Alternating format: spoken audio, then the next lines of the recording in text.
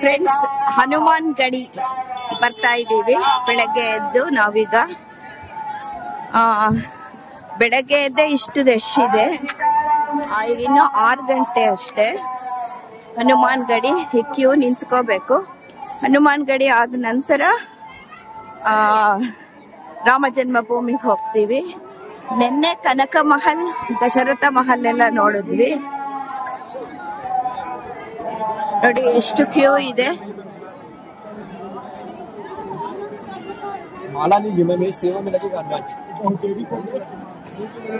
ನೋಡಿ ಇಷ್ಟು ರಶ್ ಇದೆ ಬೆಳಗ್ಗೆ ಎದ್ದು.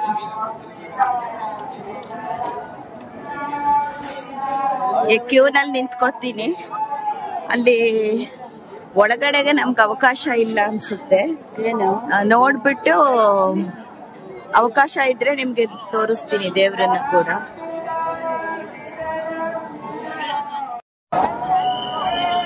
ತುಂಬಾ ರಶ್ ಇದೆ. ನಾವು ಫುಲ್ಲಿಗೆ ಹತ್ಕೊಂಡು ಬಂದ್ವಿ. ತುಂಬಾ ಮೆಟ್ಲುಗಳಿದೆ. ನೋಡಿ ನೀವು ಭಕ್ತಾದಿಗಳ ಕೂಗು ಇದು ಕೇಳಿಸ್ತಾ ಇದೆ.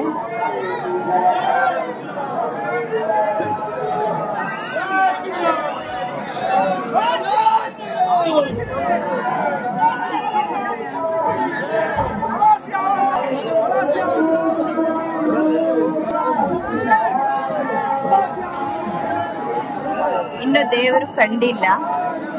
ಕಂಡ ಮೇಲೆ ತೋರಿಸ್ತೀನಿ.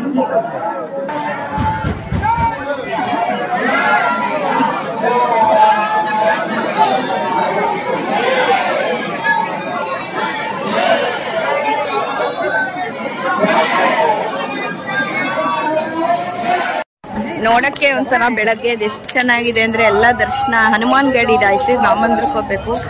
ಎಲ್ರು ಕುತ್ಕೇಳು ಹನುಮನ ಪ್ರಸಾದದ ಹಾರ ಎಲ್ಲ ತುಂಬಾ ಚೆನ್ನಾಗಿದೆ. ಅಯೋಧ್ಯೆ ಕಾಲಿಟ್ಟಿದ್ದೇ ಒಂದು ಪುಣ್ಯ. ರಾಮ, ಲಕ್ಷ್ಮಣ, ಭರತ, ಶತ್ರುಘ್ನರು, ದಶರಥ, ಕೌಸಲ್ಯ ಅವರು ನಡೆದಾಡಿದ ಭೂಮಿಲಿ ನಾವು ನಡೆಯೋದೇ ಒಂದು ಪುಣ್ಯ. ಆದಷ್ಟು ಎಲ್ರೂ ಅವಕಾಶಗಳನ್ನು ಮಾಡ್ಕೊಂಡು ಬನ್ನಿ. ಇಲ್ಲಿ ಬೆಳಗ್ಗೆ ಎದ್ದು ಬಿಸಿ ಬಿಸಿ ಮಟ್ಕಾ ಚಾಯ್ ಮಾಡ್ತಾ ಇದ್ದಾರೆ.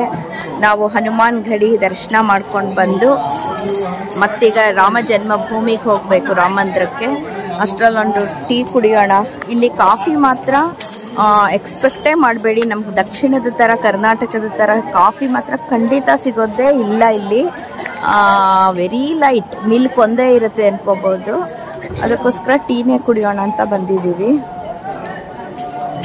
ಇದು ಟೀ ಸ್ಟಾಲು, ಮಟ್ಕಾ ಟೀ.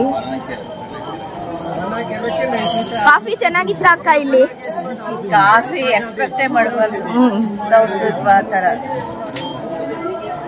ಹನುಮಾನ್ ಗಡಿಯಿಂದ ಬಂದ್ವಿ. ಈಗ ಟೀ ಕುಡಿತೀವಿ ಫ್ರೆಂಡ್ಸ್. ಹಮೇ ದೋ ಲಗಾ ಏ ಭಯ್ಯ, ದೋ ಚಾಯ್.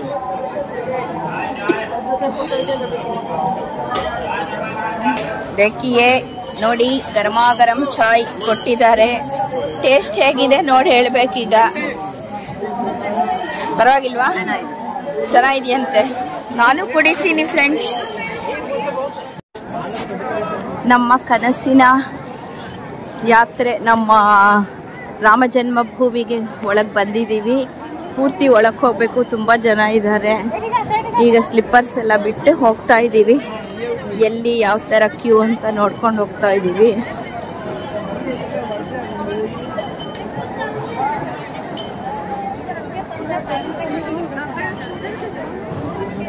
ಕ್ಯೂ ಎಲ್ಲಿ ಅಂತ ಇನ್ನೂ ಗೊತ್ತಾಗ್ತಾ ಇಲ್ಲ.